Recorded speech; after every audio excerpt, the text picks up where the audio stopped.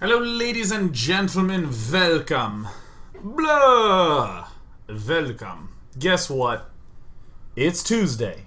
It's September 24th, 2013, and this is Day 9 Daily number 633, where we learn to be a better gamer. Let me drink some of my water. Ooh, whoops, forgot to do that before the show. Let me tell you what's going to go down in today's daily. Not really going to be as broad idea focused as a daily as it is going to be a little bit of a cool build maneuver. Fast 3 Nexus and Protoss vs Terran by LGIMFirst. We're going to look at it done in two different ways. We're going to talk about when it's going to be good to sneak in that third Nexus and how we want to follow it up.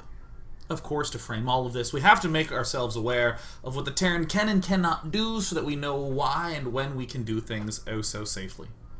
Now, I will emphasize oh so very much to you that whenever we do something very drastic, like take a third Nexus, something wonderful happens with our build orders. It becomes totally clear what we have to do in so many ways. A lot of times build orders will do a little bit of this here, and a little bit of that, and here's another important part here, and there's this and that.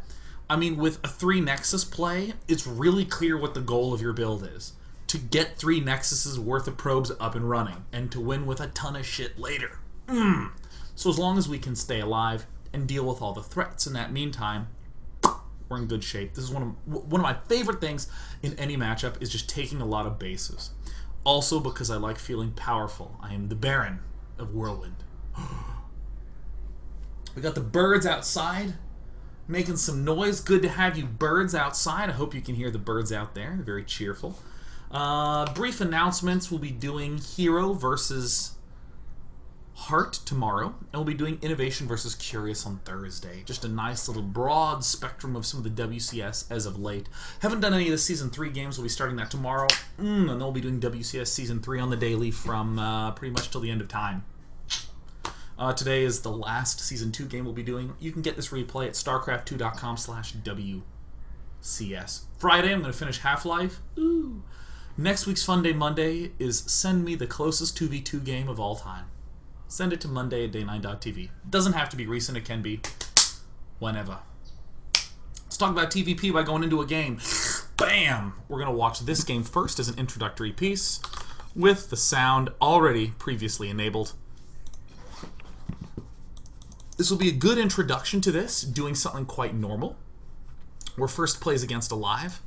And then we will also watch First do this build order a little differently, a little bit of a creative way versus Polt, but we'll still see the same ideas emerge. So let's go ahead and watch Mr. Alive's point of view first. The reason I want to do this is just so we can get some general sensations of timing. No build order makes sense in the context without knowing exactly what the enemy is doing. So we're going to see Alive do kind of a typical play on this map. Whirlwind in particular is a great map to go for some sort of cheeky macro build like Nexus first or Command Center first or triple hatch before pool, because it's 4 starting positions on the mini-map. It's really hard to scout all of those out. So we like that Alive went for this Command Center and went for the second barracks. And we'll note some key things. I think some of my favorite times to note in this matchup are 5 minutes and 7 minutes. Just to emphasize to you that there really is just not very much stuff. Alright, 5 minutes coming up on up. And 5 minutes. Now, one thing that's notable that's happening at the 5-minute mark is that ice cream truck has showed up in my area of town at 7:12 p.m. It's quite loud. Apparently there's a lot of working age adults who get ice cream quite late at night in my neighborhood because they love ice cream so much.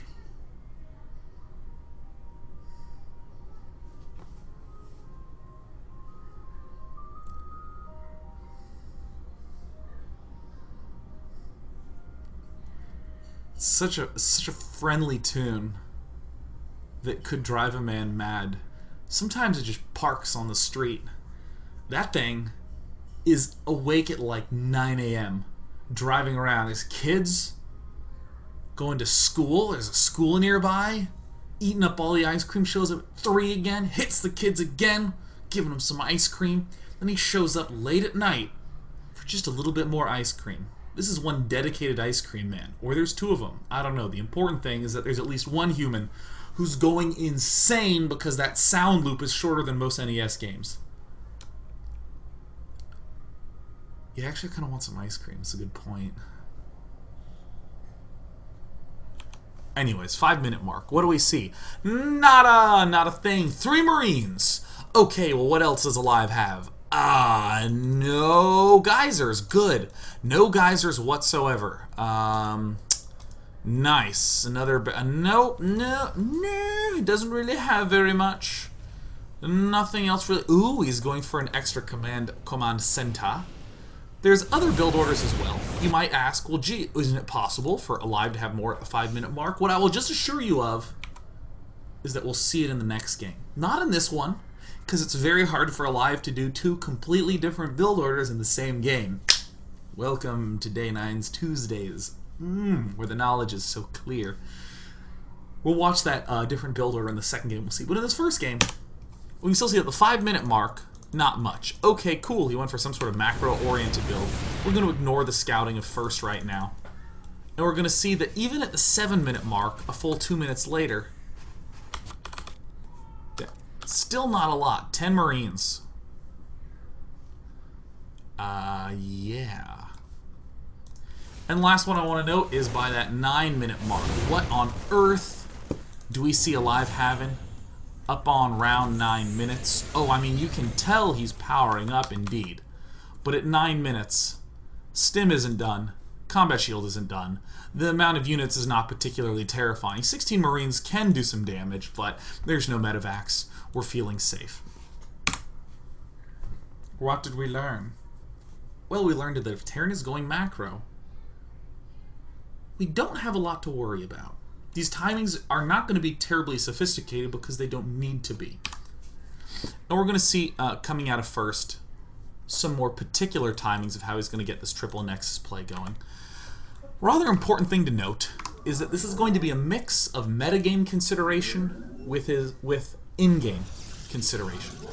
Metagame consideration being, hey, this is a good map to get on our league base, because there's 3 bases. Also other things like, he may very well be going for some sort of fast expand. So this is a good candidate to be consistently aware of going for triple Nexus. The second one is in-game reads. So we're going to see first he goes for Gateway, and then he goes double Geyser on 15.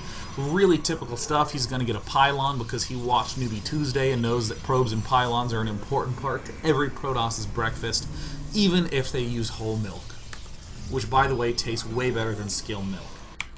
And if you say skim milk tastes better, you're lying. You're lying through your teeth. You're like one of those healthy people who's like, what a delicious salad. No one has ever had a delicious salad. I've been proud that I've been able to eat a salad. I have shared with others that I had a salad in the morning. But I've never eaten a salad and been like, Wait, did I say skill milk? Oh. I meant to say skim milk. If I said skill milk, that's pretty good. And the skill milk's way better than a whole milk. I'm not gonna lie. But seriously, salads? No. I want like green beans.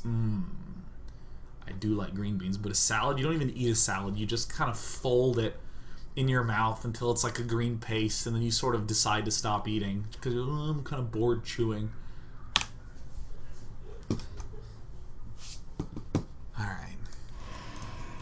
I actually don't feel too strongly about skim milk versus whole milk. It just seemed to fit right. First is going for his big gas play. First 2 in each geyser, now 3. Hasn't scouted his opponent yet. Oh, blast, ghastly, dang it. And like most Protosses, gets the trifecta of Stalker, Warp Gate, and Mothership Core. Now, I'm going to note right now, look at this base. It has none of the usual corner cutting that we like to see out of a Protoss player. Normally Protoss players start a Zealot, And then they cancel it if they don't see any units coming out. And then they go for the really fast Nexus. And then they get the mothership core. We often see this warp gate delayed. And the implication is that this mothership core will do some crazy micro. All those sorts of things are really common. But look at First. First is playing like an autopilot dummy. He's just getting it all out, man. He's going to see when a Nexus pops in. Yeah, I mean, he pulls one out of each geyser after he begins the trifecta of Mothership Core, Stalker, Warp Gate. But everything else is as to be expected. There's a third pylon going down. This can be a proxy pylon, or you can sort of do whatever you want, like build it. Yeah. I emphasize this because we see that First isn't rushing for that third command center. He's going to be doing very important and useful things. First of all, this is the safest opening. This is so safe. But in addition to it being safe, we have defense against early attacks, because we're going to have Warp Gate so early. And we can scout. So, goes down. What information does First have? A bunker. This could be a fast expand. This could be a fast banshee. There's really no telling what this is, except that we're pretty damn sure it's not a big mass barracks play up in the main base. Everything else out of First is as to be expected. Chrono Boost going down on this main Nexus. We're getting the sentry out. There's no BS cutting of anything. Stalker remains very active. Now let's ignore what's going to go on in the main base, and let's try to determine what signals First is going to be using. First and foremost, we're going to see him dart in and just briefly peek at what's going on. Fantastic. He sees a command center. I really want that off the screen. I meant to type foremost, and I typed foremost. Come on, get off the screen, get off the damn screen. Would this go away? Oh my god, woo! Alright, foremost. First and foremost. Perfect. I'm really nailing this. Yeah. So first, we see First just checking out what's up. Rather important angle that we're seeing here. We'll back up to 530 to note. It's not just derp scout. Where is First going to scout? First, he does just a brief poke in, and then he actually goes fairly close to the center. 95% of players, if they are leaving Marines back, will have Marines either here or will leave it here in the mineral line.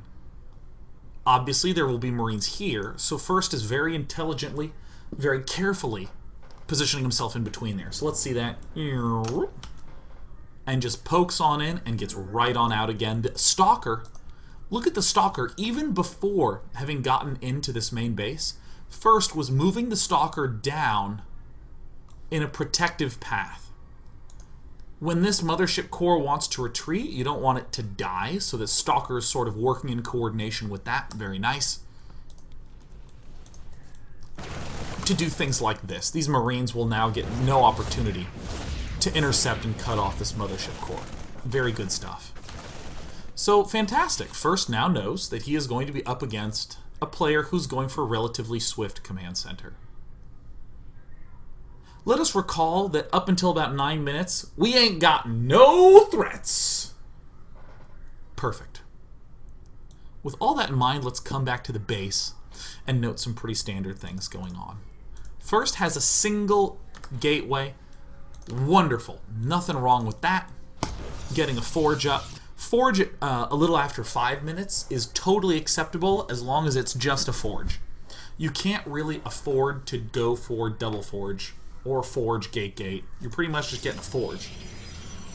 Robo is going to come up, but it doesn't actually it doesn't count. Fast robos don't quite count as big investments because you're building observers out of them, which is not a big mineral investment at all.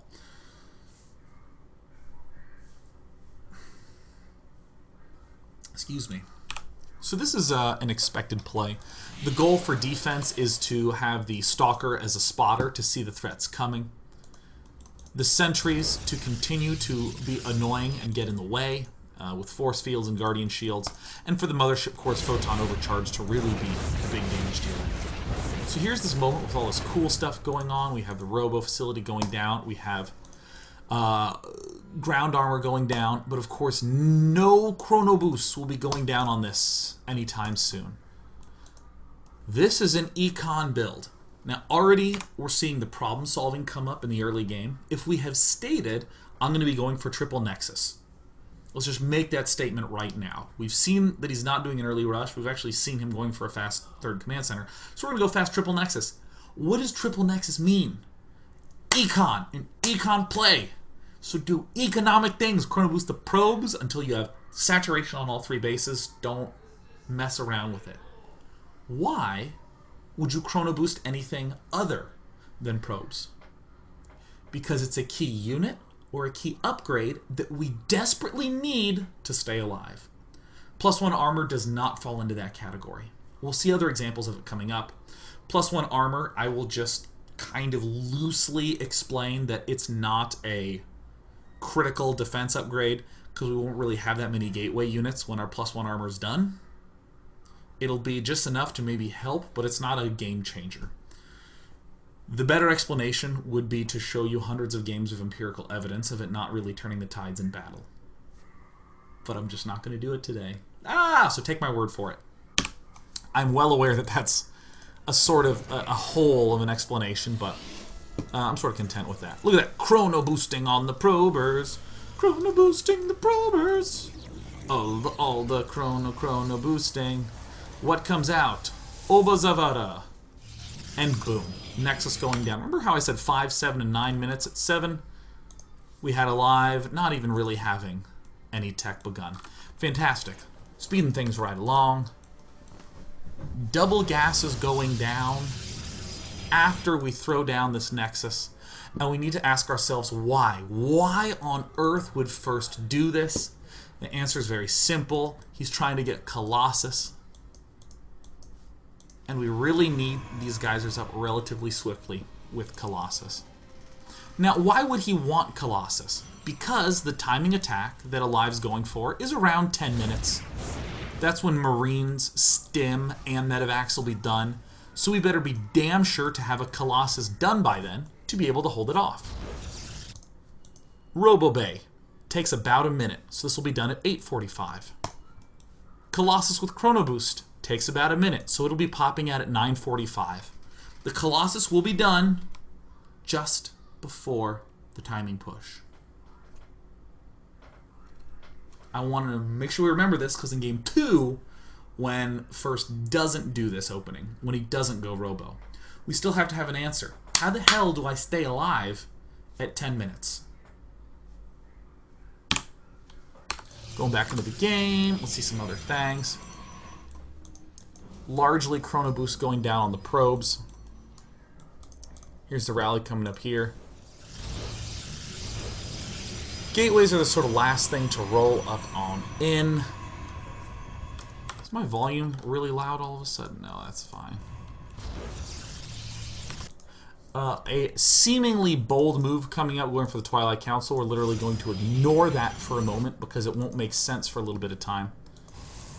Go Gadget Colossus. Colossus. Come on. Slightly late. An ever so slightly late Colossus. That could have been up at that key time of 9:45.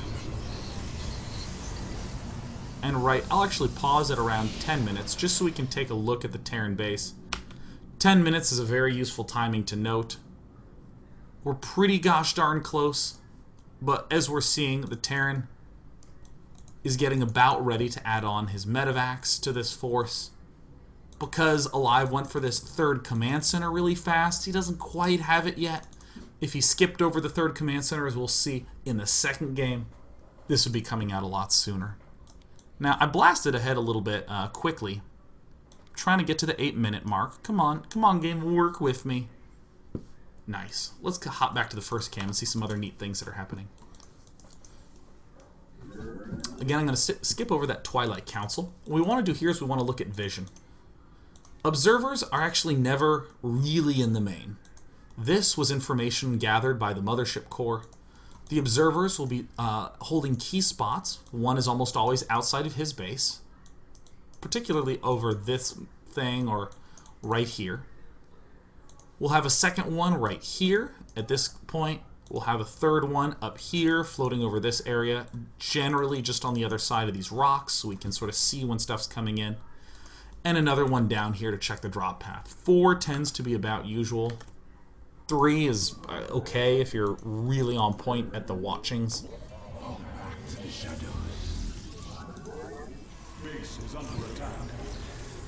But here's a sort of period where we're still seeing the Stalker kind of behave as like a surrogate observer. We don't have an observer there, so that's fine. Once this observer gets into place, then we can move the Stalker out. Vision of the key points is always sort of being maintained. Oh, nice, we even have that center. You know, it'd be another good place for an observer right here, but since we don't have it, we see that the army is here. See how the vision relates to this? I can't emphasize this enough. Very often, I'll see a player who has this watchtower, this observer, and then the army's like here. Because the third feels like the big important part of the build order, so oh my gosh, it better stay alive. But this is the only vulnerable region, so we're going to put units there. And then again, we see sort of a surrogate observer, the pylon going down. Last thing I want to do before this little breakaroo, that I like to call the moment before part 2. Ooh, look at that. Photon cannon going down. Where? At the vulnerable spot where we really don't have vision. We're going to see something magical happen. We're going to see this Terran player alive begin to get out a whole bunch of threats, such as medevac drops going to be going every which way. Most of the time, the Terran player would have 4 medevacs, more than done by 12 minutes. So I will note this rather key timing. Notice how Blink is arriving just before this moment in time. So earlier on, I was saying, gosh, doesn't this seem a little bold, a little risky to get the Twilight Council so early? Don't we need more warp gates? We're going to go through the story of defense starting at the 9-minute mark so that we can once again see exactly where these pieces are lining up to help this third thing stay alive.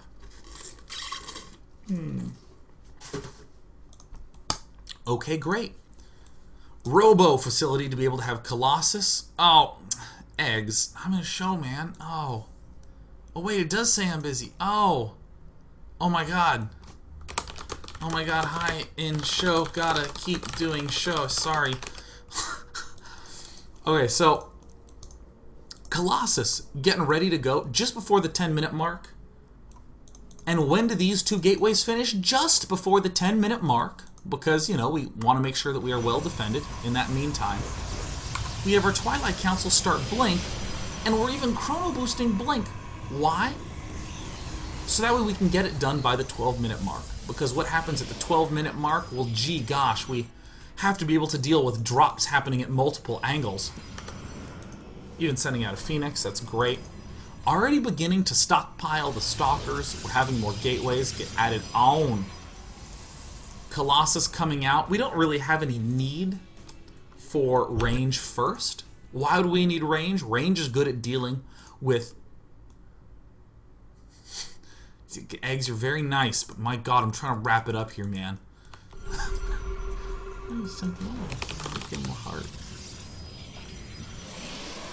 Okay, so range is only really needed for huge armies.